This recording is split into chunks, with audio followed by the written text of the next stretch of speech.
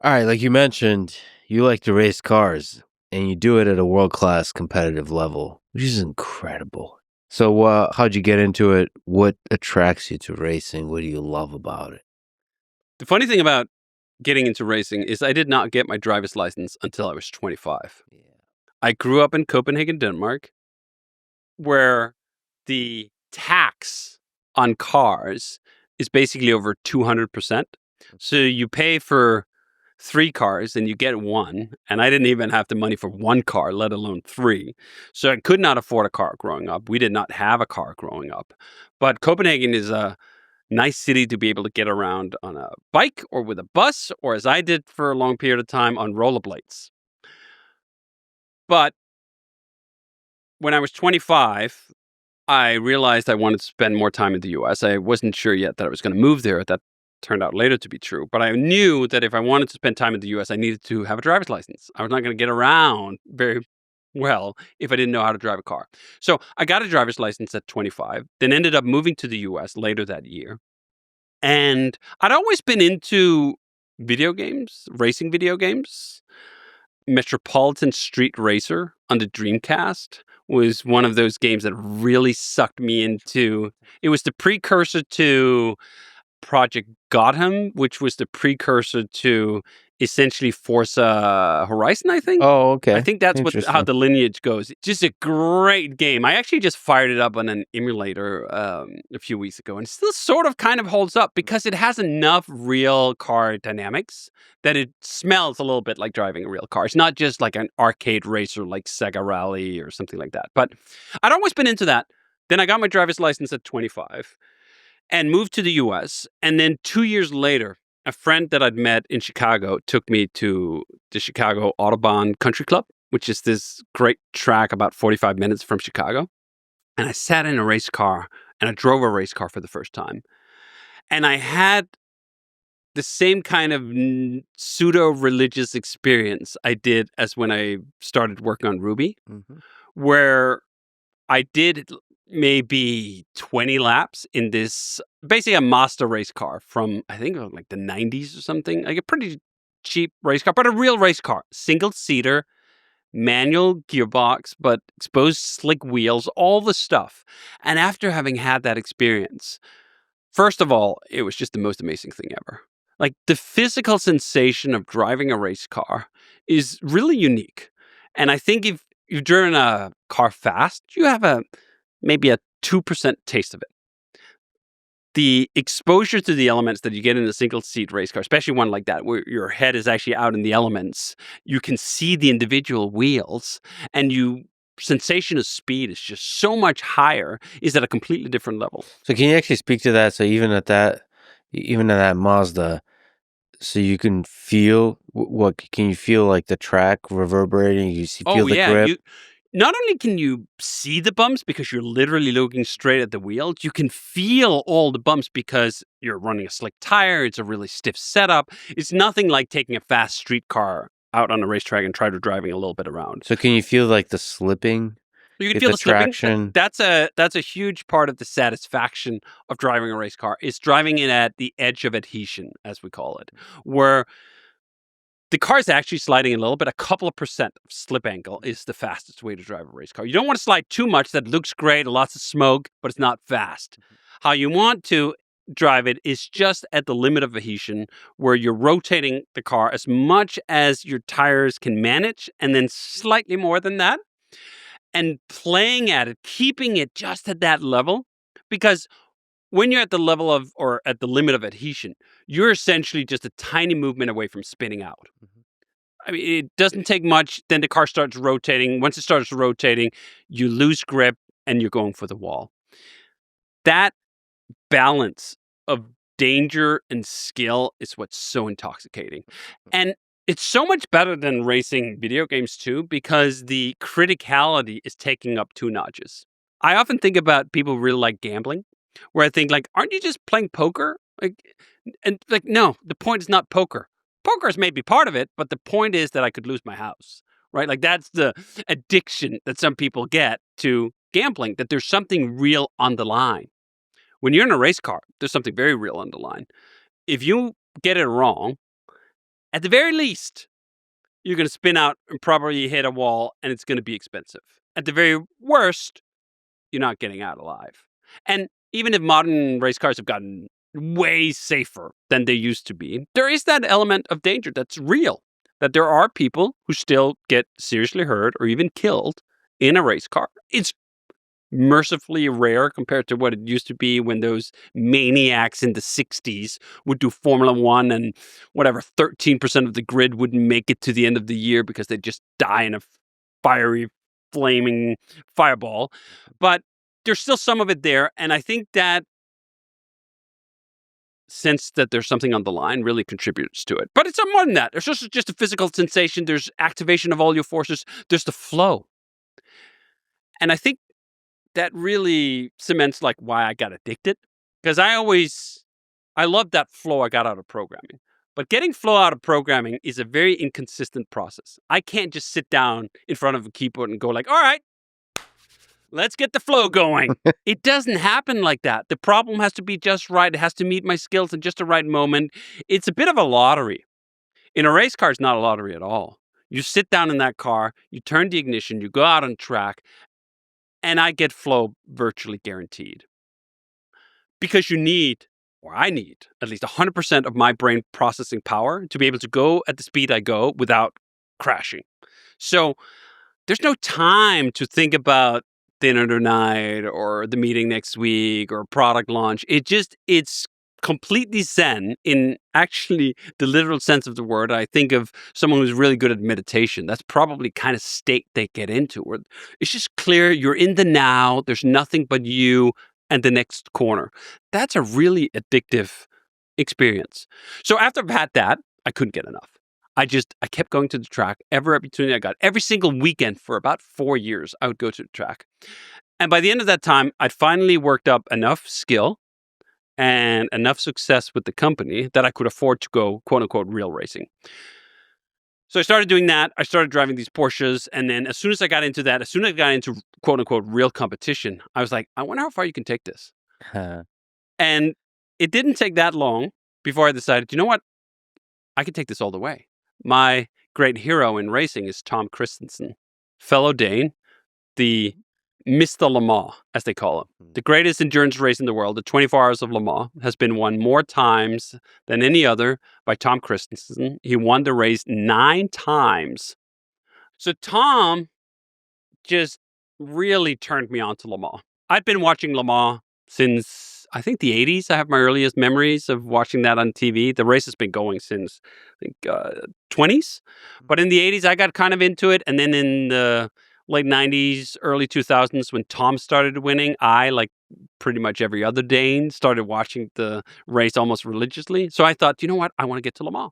And this is the magic thing about racing, that if I get into basketball, like I can't set a realistic expectation that I'm going to play in the NBA, that I'm going to go to the finals. Or I get into tennis and I'm going to play at Wimbledon. That just doesn't happen. But racing is special in this way because it requires a fair amount of money to keep these cars running. It's really expensive. It's like having a small startup. You need to fly a bunch of people around the world and buy expensive equipment and so forth. So you need a bunch of capital. And I had some through the success of the company. So I could do it, which meant that I could get to Le Mans. So I set that as my goal. I want to get to Le Mans. And I started racing in real competition 2009. And 3 years later in 2012, I was at the grid of Le Mans for the first time. We should say, so Le Mans, 24-hour race, endurance. I mean, this is insane. There are 3 drivers, mind you. So it's not like one guy just drive for 24 hours straight. But still, it's a pretty tough race, both physically and mentally, especially mentally. When you've been up for 24 plus hours, you're not quite as sharp as when you first wake up.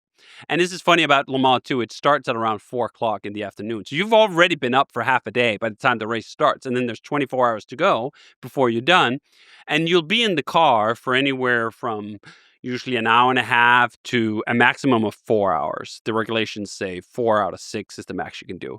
I've spent perhaps 2.5 hours in a single stint at Le Mans.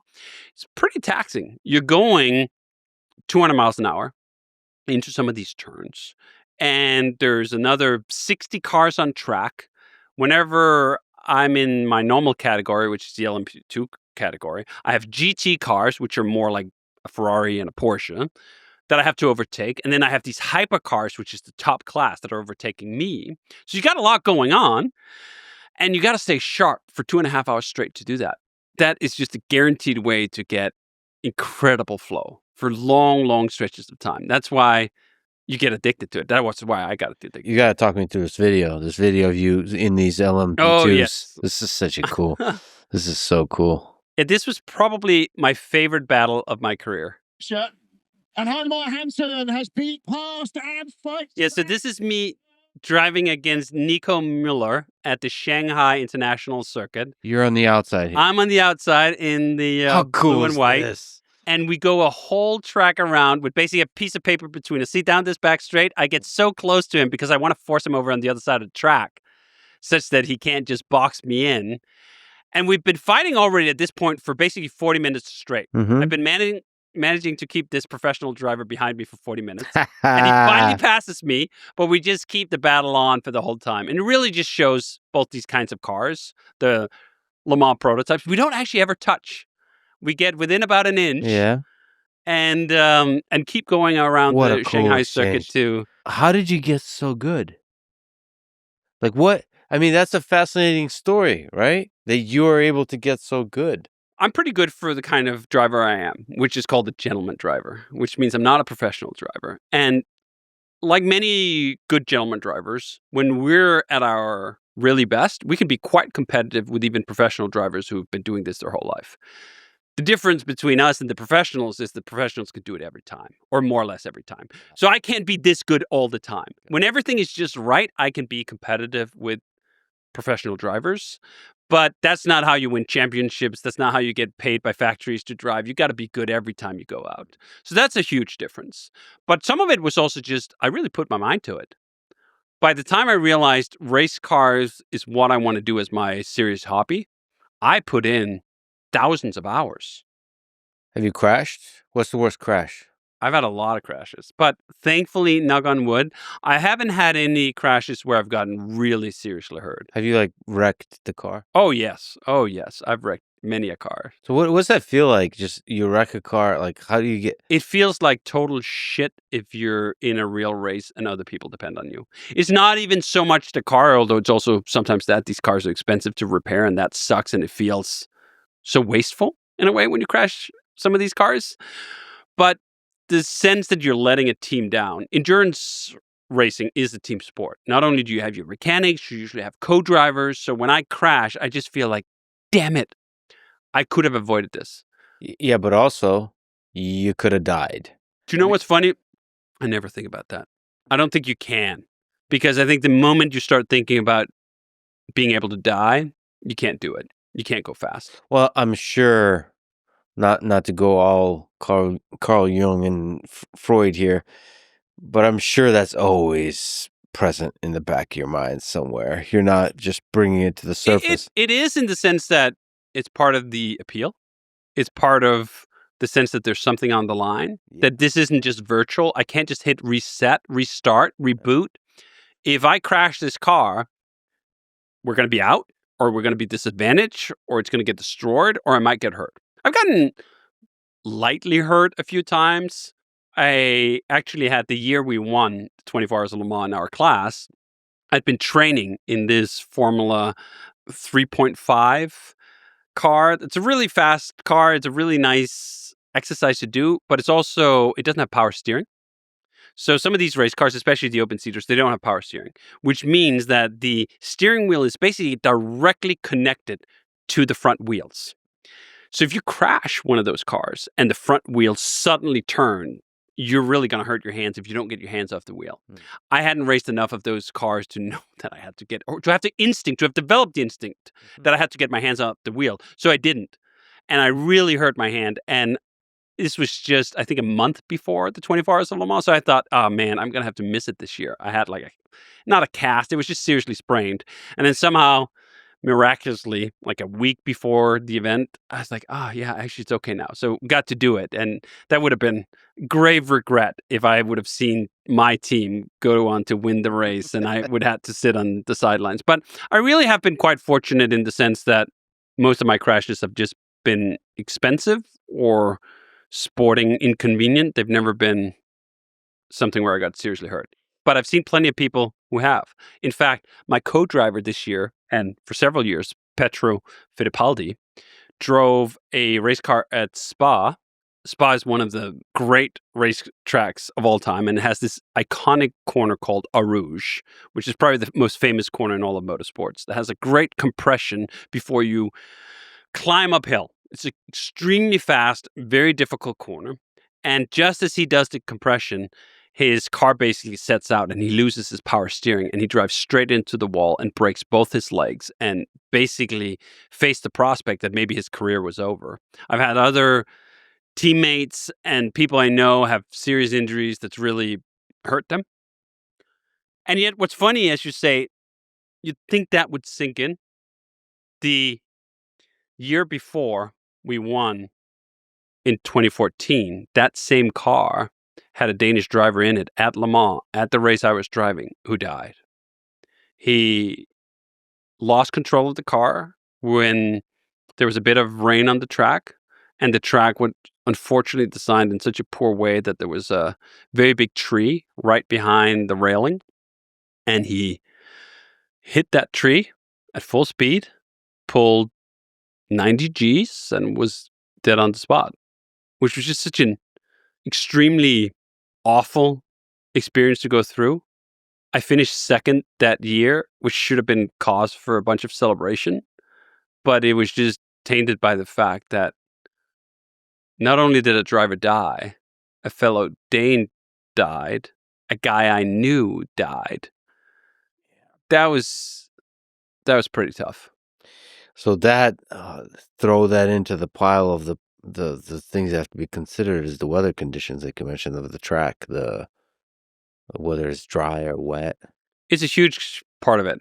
Even just last year at Le Mans, it was raining and I was out, and I hadn't made a serious mistake at the 24 Hours of Le Mans since I did the first race in 2012, where I put it in the sand trap with like 4 hours to go, and we lost a couple of laps getting pulled out, but it didn't actually change anything for our result because that was just how the field was spread out. I'd made minor mistakes over the years, but nothing that really set us out. And at the race last year, when it was raining, I first clobbered a Ford Mustang when I made an overambitious pass on a damp part of the track and couldn't stop in time. And then felt absolutely awful as I sat in the gravel pit for 2 laps and knew that our race was over. A race where we were highly competitive. You're not blessed with a competitive car, a competitive team, and a competitive setup every year. I know how rare that is. So to know that we had a chance that year and I sort of squandered it felt really bad. But that got compounded when I got back on track, barely made it another stint, and then put it in the gravel trap again when it started raining on the entrance into Porsche. So this is part of why racing is so addicting too, because the highs are very, very high. When you win a race like the 24 Hours of Le Mans, it feels just incredible. There's so much emotion. But if you fuck it up, the lows are very, very low. What are the things you're paying attention to when you're driving? What are the parameters? What are you loading in? Are you feeling the grip? Are you basically increasing the speed and seeing what, like a constant feedback system effect it has on the grip? Are you trying to manage that and try to find that optimal slip angle? Are you looking around using your eyes? Are you smelling things? Are you listening? Are you feeling the wind? Are you looking at the field too? Like how'd you not hit that guy at all? You get close within inches, right? So you have to pay attention to that too. It's really interesting about that specific battle where we're literally a few inches apart. I can't fully explain it, but humans can develop an incredible sense of space where I can't see the edge of the back of my car, but I can know exactly where it is. I can have a mental model in my head that gives me the exact dimensions of this car such that I can run within a few inches of a competitor car or within a few inches of the wall and not hit either when things go well. The car is about 2 meters wide and it's quite long, 5 meters. And you can't see everything. The mirrors are actually kind of shit. There's no rear view mirror in these cars. So you can't see out the back. You can only see through your 2 side mirrors. But you form this intuitive mental model when you get good enough at this. But what I actually pay attention to most is I run a program. What I try to do when I go to a racetrack is I try to load up the best program I know how for every single corner. What's my brake point? What's my acceleration point? What's my brake trailing curve? And I try to pick up that program in part just by finding it myself and how fast I can go, but even more so than that by copying my professional competitors, or not competitors, co-drivers. So I usually always race with a pro, and modern race cars produce an absolute enormous amount of data. And you can analyze all that data after each outing. You can see an exact trace of how much you pushed the brake pedal, how much you did in terms of steering inputs, when you got on the gas. You can see every millisecond you're losing is evident in those charts. So what I try to do is I try to look at the chart and then I try to load that in, and like that's what I got to do. Oh, in this corner 17, I have to be 10 bar lighter on the brake. So I try to load that program in and then I try to repeat it. Now, then there are all the things that changes. Your tires change quite a lot. These tires are made to only last 40 minutes in many cases. Sometimes at Le Mans we can go longer, but at some racetracks they'll last as little as 40 minutes before they really fall off. So you got to manage that the grip is constantly changing. So your program have to suddenly fit those changing circumstances. And then in endurance racing, you're constantly interacting with other cars because you're passing slower classes or you're getting passed by a faster class. So that's part of the equation. And then you're trying to dance the car around the limit of adhesion. So you got all those factors playing at the same time. But above all else for me is to try to become a robot. Like, how can I repeat this set of steps exactly as I'm supposed to for 2.5 hours straight without making 100 milliseconds worth of mistakes? Yeah, low latency algorithm. That's really a huge part of it, actually. Your latency is enormously important in terms of being able to catch when the car starts slipping. You get this sensation in your body that the G-forces are a little off, the slip angle is a little off, and then you have to counter steer. And obviously the best race car drivers just feel like an intuition. I have some intuition. I don't have all of it, so I do occasionally spin my car, but that's the challenge. From everything you've studied and understand, what does it take to achieve mastery in racing? Like, what does it take to become the best race car driver in the world? Obsession is part of it. When I read and hear about Senna and the other greats, they were just singularly focused. Max Verstappen is the current champion of the world, and he is the same kind. Max has been fascinating to watch. I mean, he's a phenomenal race car driver, but he also literally does nothing else. When he's not at the racetrack, he's driving sim racing. Like, he's literally in video games doing more racing when he's not doing all the racing he's already doing. Is there a specific skill they have that like stands out to you as supernatural through all of that obsession? Like, what is it? A bunch of factors, or are they actually able to, like you said, develop a sense? Is it they're able to get to the very edge of the slip? They're able to develop very fine-tuned sensibilities for when the car is sliding. They can feel just these tiny moments or movements in the chassis that transports up, usually through their ass. That's why you call it like a butt meter that goes up, and you feel like the car is loose, or you feel like you're just about to lock up. You can really hone that tuning. Then the other thing is you have to have really good reaction time. And when you look at great Formula One drivers, they can generally have a reaction time of just under 200 milliseconds, which is awesome. And even 10 milliseconds difference makes a huge difference. You'll see it when the Formula One grid, for example, they do a standing start and you see the 5 red lights come on. And when the last light goes out, they're supposed to release the clutch and get going. And they can time this. So you can see exactly who has the reaction time. And even being off by 20 milliseconds can make the difference of whether you're in front or behind at the first corner. How much of winning is also just this strategy of jostling for position? There's some of that. And some of it is also just nerve. Who wants it more? That's exactly when that sense of danger comes in. There's a great quote from Fernando Alonso when he was driving at Suzuka against Schumacher, I think. They're coming up to this incredibly fast corner. It's very dangerous. And Alonso basically accounts, I was going to make the pass because I knew he had a wife and kids at home. That's so gangster. Just absolutely ruthless, right? Wow. That I knew he valued life more than I did. So there's a bit of poker sometimes in that. Who's going to yield? There's a bit of chicken race in that regard.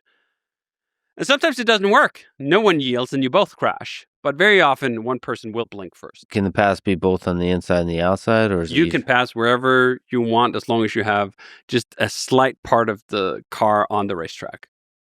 And then you just improvise and take risks. What a sport. And then Senna, of course, is like a legendary risk taker. Yes. And even before him, by the time, he died in the 90s. But by the time we got to the 90s, racing was already a lot safer than it was when Niki Lauda raced in the 60s. That level of danger is no longer there. There's still just a remnant of it, and it is still dangerous, but nothing like that. And it's a little hard to compare through the ages, like who's the greatest driver of all time. I think there's a fair argument that Senna is, but we don't have the data. We don't know who he was up against. Like, how would he fare if we pitted him against Max Verstappen today? I do think sometimes that you can have a bit of a nostalgia for the all-time greats, but the world moves forward and new records are being set all the time and the professionalism keeps improving. Sometimes to the detriment of the sport, I think there's a lot of professional drivers who are not only just very good at driving, but are very good at being corporate spokespeople. And it used to be quite different. There used to be more characters in racing that had a bit more personality that they were allowed to shine because there weren't a billion sponsorships on the line that they were afraid to lose.